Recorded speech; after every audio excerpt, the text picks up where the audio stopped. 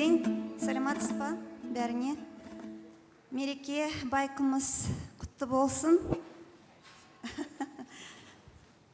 Позвольте передать привет от имени кафедры нервных болезней Казахского национального медицинского университета имени Асфендиярова, Алматы. Спасибо. Лично я заинтересовалась саумалом, когда была пандемия. В эпоху пандемии, я не знаю, как у вас в Астане, но у нас в Алмате были такие очереди за саумалом и за кумысом. Потому что именно саумал и кумыс оказались такими эффективными в отношении борьбы с последствиями, и не только с последствиями, а даже в острых состояниях ковида.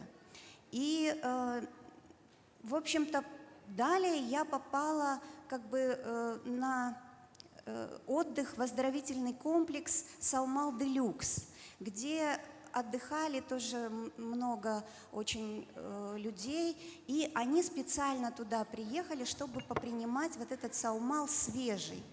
Вот в отличие от предыдущих докладчиков, у нас исследование было посвящено именно исследованию, как воздействует свежий саумал на здоровье человека, а именно на нервную систему. Ну, поскольку я невролог, то вот, конечно, меня интересует именно нервная система.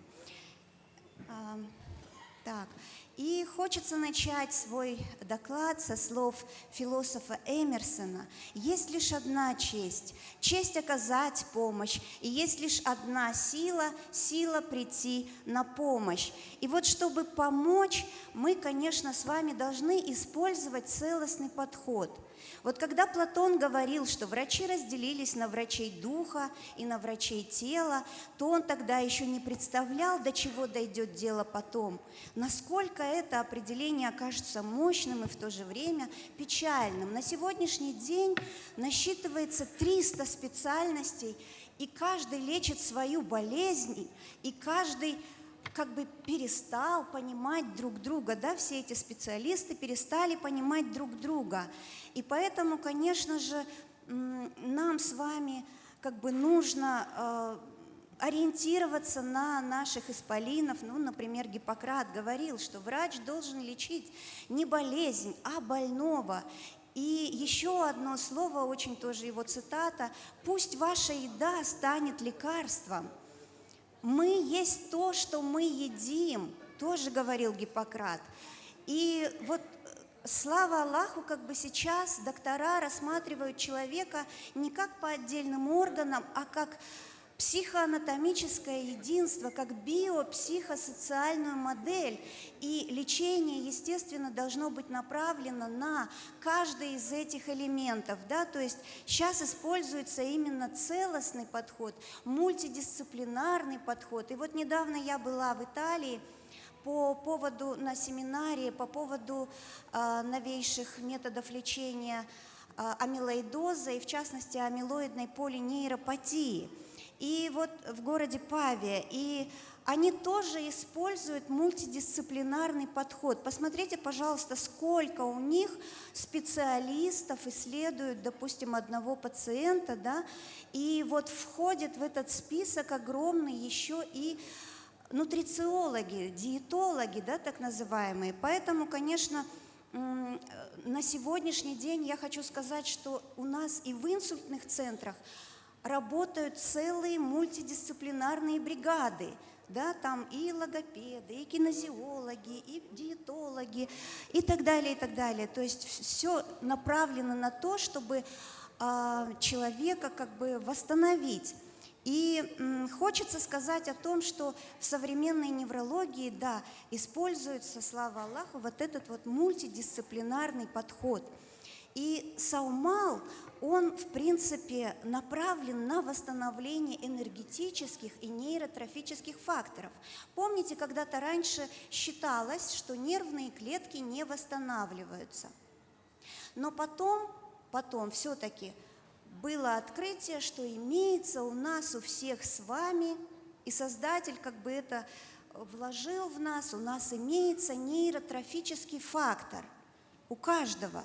Благодаря этому нейротрофическому фактору мы можем с вами восстанавливаться. У нас как бы в организме есть все для того, чтобы выздоравливать. Единственное, нам нужно знать, да, и, как говорится, Создатель нас создал так, чтобы мы могли жить чуть ли не 150 лет. Но единственное, мы не знаем, как правильно жить, поэтому, видимо, и не доживаем, да, до 150. Но вот благодаря развитию науки, благодаря развитию молекулярной нейробиологии мы сейчас знаем, что есть много возможностей восстанавливать вот этот вот нейротрофический фактор. И известно, что именно Саумал тоже направлен на то, чтобы нейротрофический фактор у нас работал. И когда, в общем-то, я заинтересовалась этим вопросом, то очень мало исследований в этом направлении, да, как Саумал влияет на неврологию, да, на нервную систему. Очень мало литературы, ну и, в общем-то, мы со своими резидентами, интернами решили провести вот такое исследование, да, в плане того, как же влияет Саумал на нервную систему. И да, вот сегодня очень много говорили о том, из чего состоит, да, Саумал, какие минералы, какие витамины, аминокислоты, что там, да, в чем отличие от других видов молока. И на сегодняшний день уже известно, что именно Саумал является самым полезным, самым безопасным для человека. Почему? Потому что именно Саумал похож по составу на человеческое, да, женское грудное молоко. И вот посмотрите, какие эффекты у Саумала. И противовоспалительный, да, и улучшение состояния печени, антиоксидантные свойства, поддержка иммунитета, противоопухолевые эффекты. И вот сегодня очень много говорили исследователи из университета Назарбаева, что вот о микробиоме, да, о микробиоме. И на самом деле кишечник, микробиота и мозг – это комплексная биологическая система, которая объединяет центральную нервную систему, желудочно-кишечный тракт и микробиоту человека, кишечника. Да?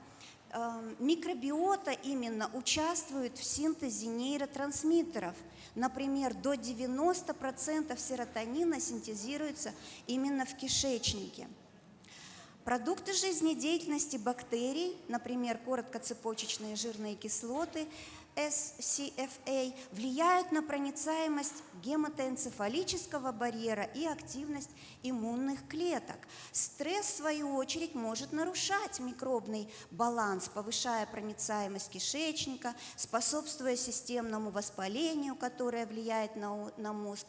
И нарушение этой оси ассоциировано с депрессией, с тревожными расстройствами, с нейродегенерацией и даже аутизм. И посмотрите еще раз, пожалуйста, состав Саумала. Более 40 полезных веществ, необходимых организму, да, и витамины, аминокислоты, жиры, ферменты, лизоцим, амилаза, микроэлементы и так далее.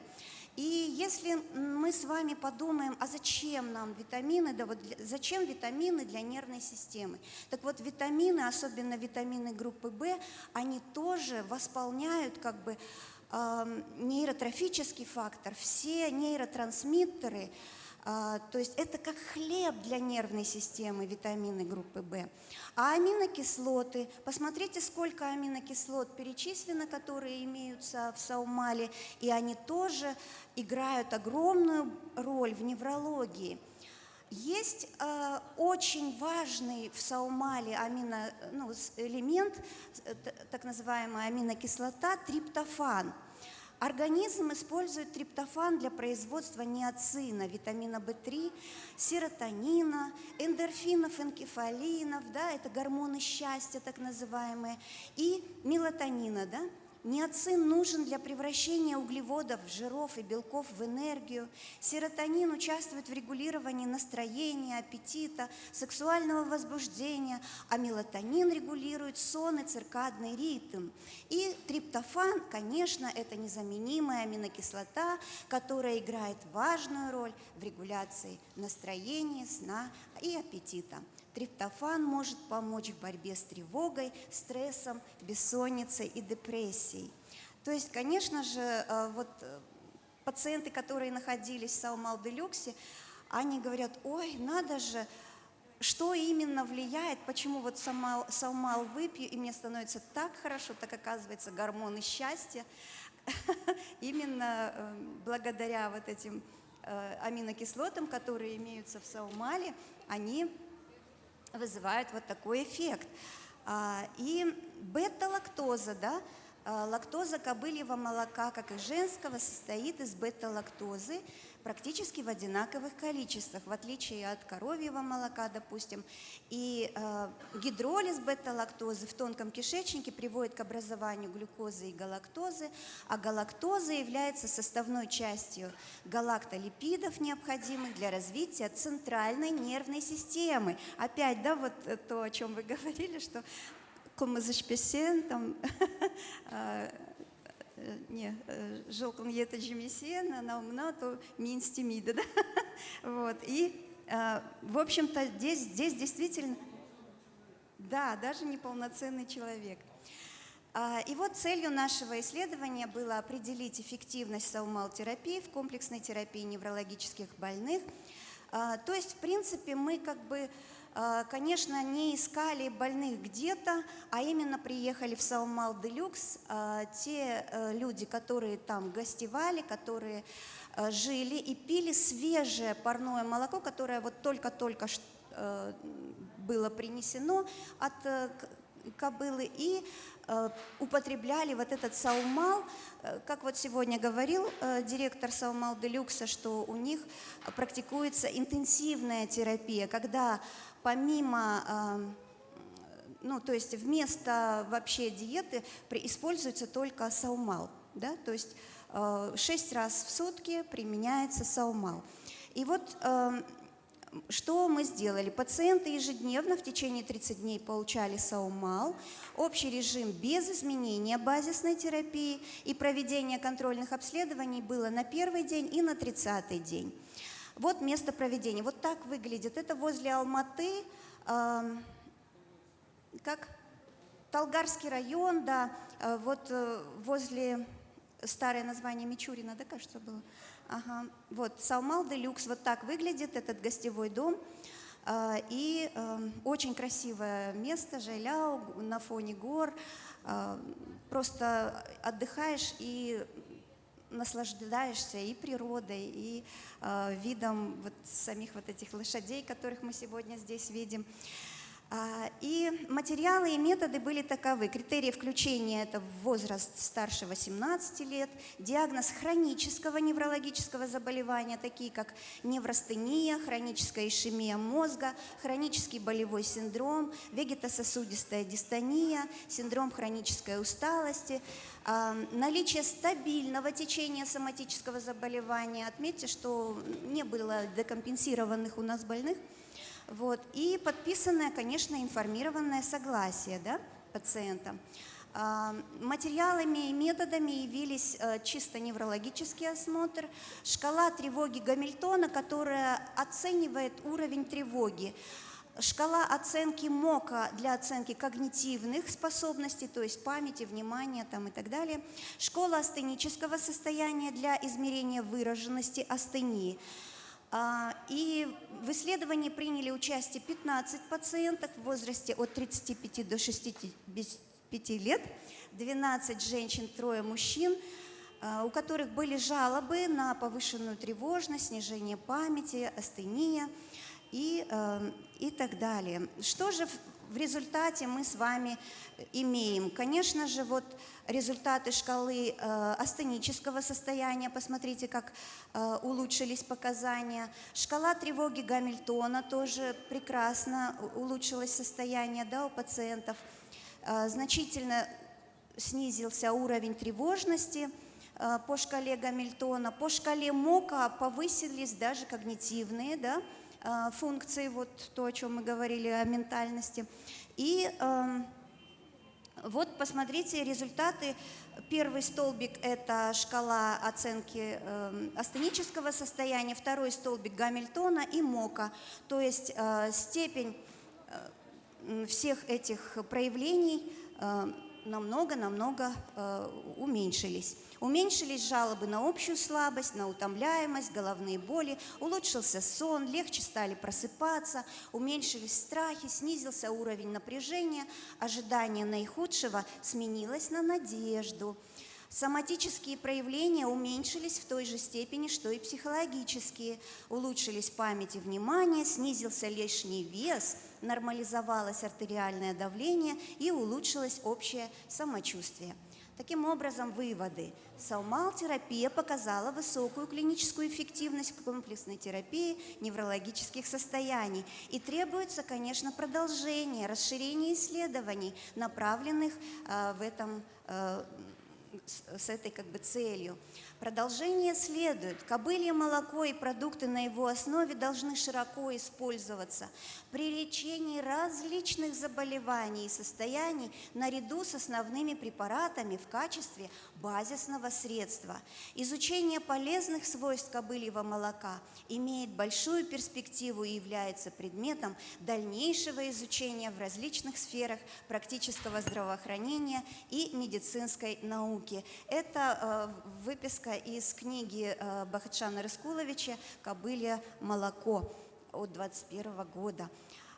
Таким образом, у нас с вами, дорогие коллеги, очень много перспектив, много возможностей. Причем мы можем использовать то, что у нас есть с вами, то, что у нас рядом, да? И давайте просто не будем об этом забывать, о том, что у нас есть столько ценного, столько полезного. Всем желаю здоровья, счастья и благополучия.